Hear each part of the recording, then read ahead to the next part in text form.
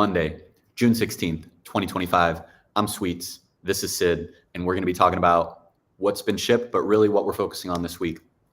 I'll do a quick screen share and highlight some of the things that we have shipped so far. On my side, I'm focused on scheduled actions this week. And so to kick it off, I created the database where we will be tracking all of them. Columns for what a scheduled action represents includes an ID. What is the ID of the scheduled action? What's the title? Human readable name that shows whatever the human wants to call that action. The prompt is what we use behind the scenes. That's what is going to get invoked and used as the instructions each time the scheduled action gets run. Schedule, whatever the rhythm is, whether it's once an hour, once a day, on this day at this specific time, that's noted in cron text. Account ID is the human that has created the scheduled action. Artist account ID is the specific artist that this action is related to. Enabled is your paused state. So if it's everything's default enabled, if you want to pause it, you flip it to false, and that allows the action to stay there without being run. Last run tells us the last time this action was run. That way we can always know, hey, when was the last time this action was run? Next run tells us the next time this is going to run. That way our cron manager can always see, is this ready to run? Is this ready to run? Is this ready to run? Created at shows when this action was made. That way you can kind of sort and know what was the earliest action I made, what's the latest action I made, when was it updated. That way, whenever you update it, we can kind of see. And those are all the columns. Any questions on this before I jump into the next one? No.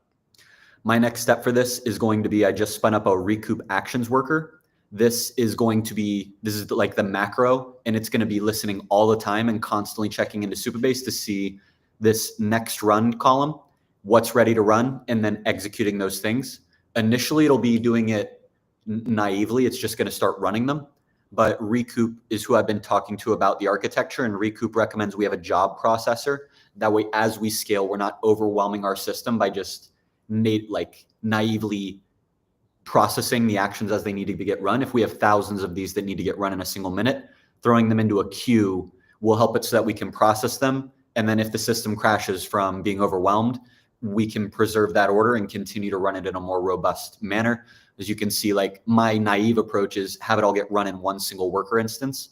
But if we build out a queue system, we can start to scale our workers horizontally to have multiple run in parallel and give us robustness so that if it crashes. So this is where I'm working next. Now that we have the Supabase table, create the thing that runs it, and then I'll keep working off of that. On the other side, what else has been shipped? Veerbal is working on, we've been shifting his relationship, and last week and before I was trying to give him greenfield projects, putting more responsibility onto his plate. It so far has not been effective use of my communication and his dev time. So get my latest YouTube videos. What he's working on now are the UI components for the tools. That was the original reason we hired him. We loved the UI components. He has proven he's able to do that well. He doesn't need a lot of communication. We like the code he's already writing. So bringing him back to where he was already good to give him one kind of final chance to fit on the team. It also adds significant value into our build because this is how people see the effects. This is an example of one that does not have Veerbal's designs. It just is a generic title and then description. And here's an example of one that does have Veerbal's touch where you've got the YouTube channel connected. Those we already had. This is brand new, is now before you just saw this little 25 YouTube videos found and you didn't know what was included. Now you actually see all those YouTube videos as well as some data like the number of views. This is the stream we're on right now. So live, we can see this video is already showing up 4 minutes ago. And then this was yesterday's. This was nine hours ago. We got 500 views on this. And I like that I can now see like, oh, wow, look at how many views I'm getting on some of these videos, stuff that I couldn't see before. This was a thumbnail I had updated a little while ago. And so let me do something like this one with 500. That's great. Let's have it generate an image. So please generate a Giblified thumbnail for this video and set the new thumbnail for the video. That might be redundant how I'm saying it. But then so that was first one. First one that was shipped today by Veerbal is this UI component. It looks good on both desktop. And if we switch it over to mobile, we go down to column 2. So it looks great on mobile as well. The one question I had it on this, well, two questions. Do we like that it's laid out vertically and it takes up a lot of space vertically? or do we want this to kind of stay boxed in a vertical manner and you scroll sideways to see them to take up less vertical space, especially on mobile? I think it's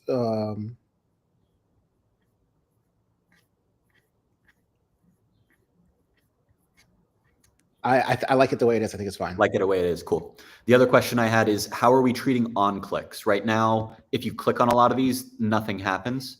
And so I natively, especially when it highlights blue and gives me the hand, I think, okay, I can click on this and something happens and nothing does. So starting to just think through what's the default thing Veerball should be building. We have a generic component right here. This is the generic tool result. Same thing for generic on click. Do we want like a generic action to happen on click? That way, the behavior of on click, people can start to build that relationship of knowing when I click on a tool result, this thing happens, and they can start to depend on the fact that that happens. So it just generated the image. I don't know why the image stops being there as it continues to think through its tools. And now it's going over the rest of the steps of get the tools, get the videos, find the, oh, here it is. I'm loving the thumbnails that it generates. I had it do one a little while ago where it actually included text. It was for CoopRex. And now it's setting the thumbnail. And this is the last one that I'll demo before I stop. There's the loading component. It shows a skeleton. And then on success, we now see the video ID as well as the thumbnail for that video.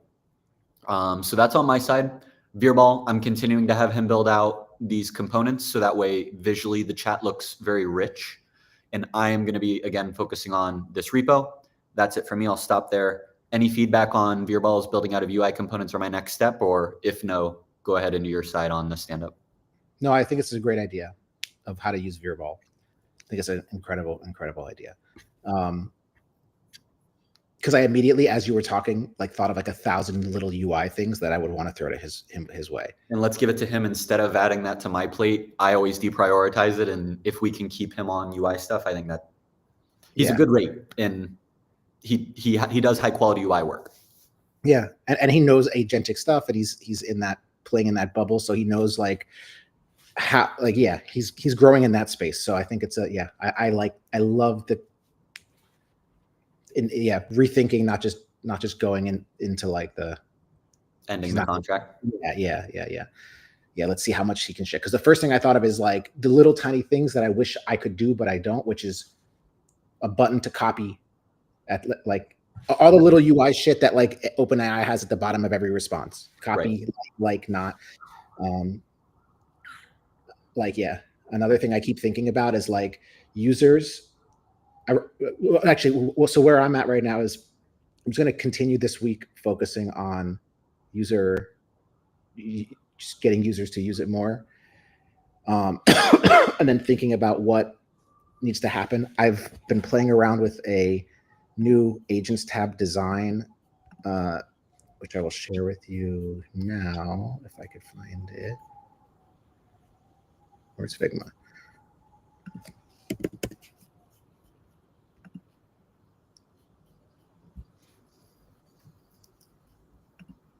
Is that it? No. Here it is. So like simplifying this so that it just like it's just easy right now. It's just like this is how it currently is, which is like a lot of overload. Right. So like simplifying it so it's like more like most popular, some email outreach agents. I've been thinking about this idea of creator agents where like I just like pull an influencer's transcripts from all of their shorts and then load it up as like a knowledge base and then let people like talk to Russ Music about their music rollout or talk to Keys about market it, like, so like thinking through that. This is what I've been thinking through about the agents tab is like, how do we make it more fun and easier to click and play with agents? Yeah. But then I'm also been thinking through like, well, what if a user, the thing that I'm realizing is that these are great starting prompts, but I always end up tweaking the prompts for my specific use case. And so I would be fire to be able to like run an agent and then see where it lags and then tweak it by saying like, I wish the prompt did this and that and the other, et cetera. And then save that as my own agent for later use or a scheduled action. Mhm. So yeah, thinking through that. And then what else? Let's go real quick while we're here. Oh wait, let me share. I know we're at 2. Do you have a call right now? Yeah, I got Coop Rex. All right, cool. Well, then we'll just call it there. It's the other thing I was going to just go over like the stats we can go over on Wednesday, where Do we're the at. stats. I think that's a great thing to wrap on. Okay, cool. Let's do that. Enter range. All right, so let's do 30 days. Look at this beautiful dashboard. Look at the beauty. All right, cool. So What day we was are the peak? what? My birthday, June 10th. June 10th, man. Most active users over the last 30 days. So we peaked and then we went down. And then what was this? This was like what did we ship that week? That was last week, last Tuesday. last Tuesday. So the email that I sent was last Tuesday was You had sent it on the preceding night. I think you had sent it on a Sunday night or Monday night. email outreach or something. Yeah, the email outreach case, because and then everybody tried it and then got all pissy because it was automatically emailing people. And you've updated since those agents. Updated those agents, and now we're just going to go see, what happens next. But we're great. We have consistency. Let's just do actually over the last 7 days instead of the last. So Eric, our longest paid user, and he is now our most active user. So 5 days active. That's some consistency. That is a really now. If he was 5 days active, why do we see 0 for June 14th? This is a great question, and I got to check because that should be he should be a power user in this scenario. And June 14th should have a non-zero number. Can you hover over June 14th? Let's see if it is 0. Yeah, it's 0. But if he's been 5 days active. This is 5 days active over the last 7 days. It's not like a streak. Correct. Copy. So it's 5 days, out of 7. So it could, Did he take weekends off? It still counts as active. Okay. That's my bad. Yeah. And then Sam, super active, and then Alfonso, super active. So like we're getting a lot of. I mean, the message teams. It's not just one team. It's across a few different groups. Yep, exactly. And then we got a couple other people who I haven't talked to, some new users, but I'm going to focus mostly this week. Shifted Culture down there is Excellencia. Oh, amazing. Info at Shifted Culture. That's Excellencia. Incredible. Yeah. So our objective right now is to talk to these users and see what would make them use the product even more. And then when we implement that stuff, teach these people what these people are doing.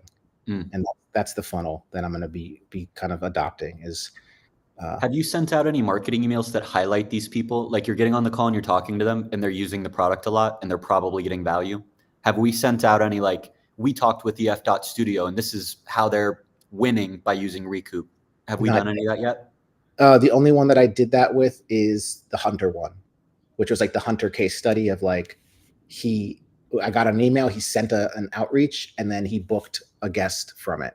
Yeah, that one was brilliant. People loved that. People loved to see the success. That was the one that got us the most views that week. Like that was the email that then everybody tried it. So definitely more of that is coming up. But yeah, I think we're in a really good place. I think scheduled actions is going to be huge. I was thinking, I'll stop sharing real quick. I was thinking about scheduled actions and then just your workflow that you were showing me with the YouTube stuff. I'm going to make that a scheduled action. Every day it should auto check my YouTube, get the video, generate the thumbnail, and for new videos. Like, so exactly. Because I was thinking like, would we be able to schedule an action? Because it wouldn't have a webhook. So it would need to just check for new things, right? Yep. Fucking fire. I know when I go live, so I'll schedule that for every day at 8 a.m. At 8 a.m., check whatever video came out yesterday, generate the thumbnail, update the thumbnail, send me an email of the video link so that I can verify it. Yeah, super fire. Thank you all for tuning in. Make sure you give us a like and a subscribe so that you can hear the second we roll out these scheduled actions, and we will see you on Wednesday.